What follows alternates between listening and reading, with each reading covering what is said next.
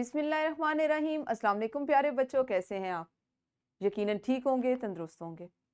پیارے بچوں، آپ جانتے ہیں ہم اس وقت پڑھتے ہیں اردو، اور جماعت ہے ہماری دوم۔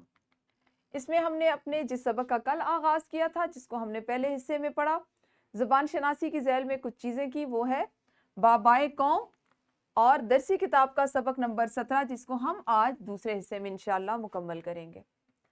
ہمارے آج کے سبق میں شامل حاصلات تعلم ہوں گے واقعات، کہانیاں یا ہدایات سن کر اپنے رد عمل کا زبانی اظہار کر سکیں۔ آپ کو کوئی واقعہ، کوئی کہانی یا کوئی ہدایت دی جائے، اس پہ آپ کا رد عمل کیا ہوگا، آپ کی پسند ناپسند، آپ کو اس پہ عمل کریں گے نہیں کریں گے، کیا جواب دیں گے، اس کا اظہار آپ نے زبانی طور پر کرنا سیکھنا ہے آج کے سبق میں۔ نظم، کہانی یا واقعہ پڑھ کر مختصر سوالات کے جوابات لکھ سکیں۔ لکھنے کی سرگرمی کریں گے سوالات کے جوابات کی صورت میں، اور اس کے ساتھ ہی ساتھ تقریر میں جملوں کی ادائی، تلفظ، روانی اور لب و لہجے کا خیال رکھ سکیں۔ سبق کا اسلامی نقطہ نظر کچھ اس طرح سے ہے آج۔ رسول اللہ صلی اللہ علیہ وآلہ وآصحابہ وسلم فرماتے ہیں، جس نے امیر کی اطاعت کی اس نے میری اطاعت کی، اور جس نے امیر کی نافرمانی کی اس نے میری نافرمانی کی۔ یعنی آپ دیکھیے کہ آپ کو امیر کی اطاعت کا کس حد تک اس کا درجہ رکھا گیا، کس حد تک حکم دیا گیا کہ امیر کی اطاعت کو نبی اکرم صلی اللہ علیہ وآلہ وصحبہ وسلم نے اپنی اطاعت قرار دیا، اور اس کی نافرمانی کو آپ صلی اللہ علیہ وآلہ وصحبہ وسلم نے اپنی نافرمانی قرار دیا۔ ہر اس کام میں، جائز کام میں، درست کام میں اس کی اطاعت کریں جو وہ آپ کو کرنے کا کہتا ہے۔ ٹھیک ہے جی، ہم کریں گے دہرائی میں آپ کو کچھ محمل الفاظ بتائے جا رہے ہیں، آپ نے جلدی سے ان کے کلمات لکھنے ہیں۔ محمل میں ہے آپ کے پاس وانی، شوٹی، کلوٹا، برنگا اور تڑنگا۔ تو ویڈیو کو روکیے اور ایک ایک بچہ کم از کم ایک ایک محمل کے ساتھ ایک درست کلمہ ملا کر اس کو ادا کرے۔ ہاں جی، تو آپ سب نے یہ سرگرمی کی، کس کس بچے نے حصہ لیا؟ بہت خوب۔ ہم پڑھنے سے پہلے کی ایک اور سرگرمی کرتے ہیں، آپ سے مختصر سے سوالات پوچھ رہی ہوں۔ اس پہ ہم نے کل بھی بات کی تھی جب ہم نے اپنے سبق کا آغاز کیا تھا، اور میں نے آپ کو اس کے بارے میں بتایا تھا۔ ذرا اندازہ کرتے ہیں کہ کون سے بچے نے کل کی بات غور سے سنی اور کس کو کتنا یاد ہے۔ مجھے بتائیے بابائے قوم کے کیا معنی ہے، اور قائد اعظم رحمۃ اللہ علیہ کو بابائے قوم کیوں کہا جاتا ہے؟ شاباش، بالکل صحیح۔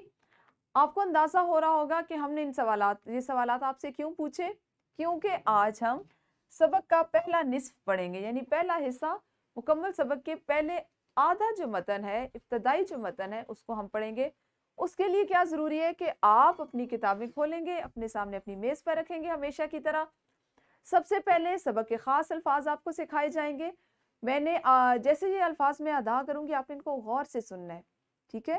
اگر آپ نے گھر میں، جب کل ہم نے کلاس میں بھی اس سبق کو پڑھا تھا، گھر میں بھی اگر آپ نے اس کو پڑھا ہے اور آپ کو کچھ الفاظ کو ادا کرنے میں دقت کا سامنا ہوا ہے، تو آج اس کو غور سے سنیے اور اس کو دل ہی دل میں دہرائیے، ٹھیک ہے؟ سب سے پہلا لفظ ہے بابائے قوم، جو ہمارے سبق کا عنوان بھی ہے، بابائے قوم۔ اس کے بعد ہے جی انتھک، اگلا لفظ ہے انتھک۔ انگلستان، انگلستان۔ پھر ہے وکالت، اس کے بعد ہے جوک در جوک۔ یہ لفظ ہے جوک در جوک، یعنی گروہوں کی صورت میں، گروہ کے گروہ، جھنڈ کے جھنڈ۔ سمجھداری، اس لفظ کو ہم ادا کریں گے سمجھداری۔ متن کی پڑھائی کرتے ہیں جلدی سے، اور ساتھ ہی ساتھ اس کو سمجھیں گے۔ کتاب کھول لیجئے۔ قائد اعظم رحمۃ اللہ علیہ کا پورا نام قائد اعظم محمد علی جناح رحمۃ اللہ علیہ ہے۔ آپ رحمۃ اللہ علیہ 25 دسمبر 1876 کو کراچی میں پیدا ہوئے۔ آپ رحمۃ اللہ علیہ کے والد صاحب کا نام پونجا جناح تھا۔ آپ 6 سال کی عمر میں مدرسے میں داخل ہو گئے۔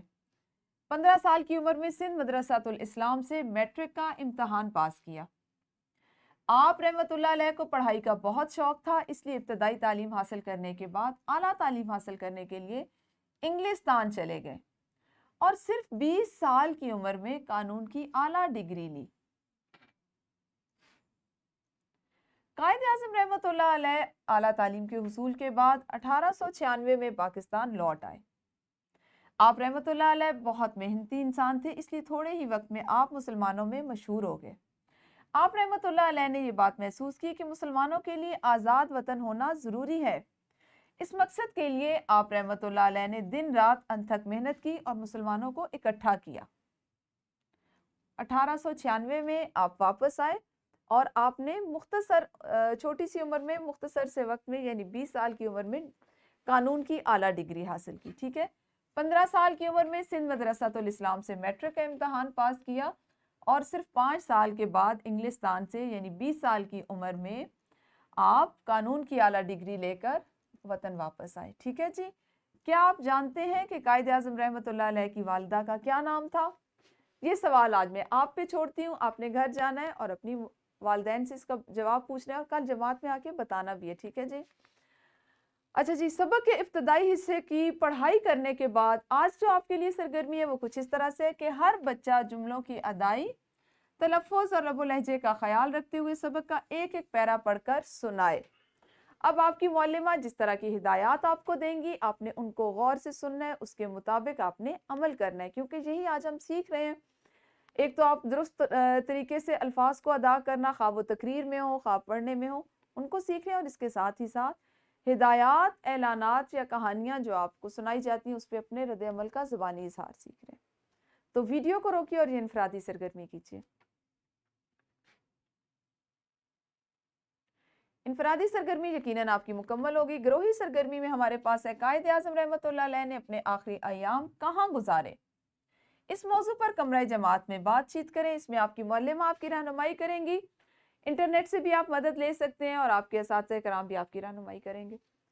दूसरी सरगर्मी है कायद आज़म रहमतुल्लाह अलैह के बारे में कोई नज़म ज़राए इब्लाग से सुनिए और चार्ट पर तहरीर करके कमरा जमात में आवेज़ा करें। वीडियो को रोककर ये सरगर्मियाँ कीजिए। जी, ग्रोही सरगर्मी के बाद हमारे पास मश्क का सवाल नंबर 1, मज़कूरा सबक का मुंतखब हिस्सा तलबा से पढ़वाएं और दर्ज झैल सवालात के ज़बानी जवाबात पूछें। मुंतखब हिस्से से मुराद वो हिस्सा है जो आज हमने पहला निस्फ पढ़ा, उसी के सवालात के जवाबात, जिसमें पहला सवाल है कायद आज़म रहमतुल्लाह अलैह कब पैदा हुए। दूसरा सवाल, कायद आज़म रहमतुल्लाह अलैह कितने साल की उम्र में मदरसे में दाखिल हुए। लफ्ज़ वकालत हवा में तहरीर करें। आला तालीम को जुमले में इस्तेमाल करें। ठीक है जी। और इसके बाद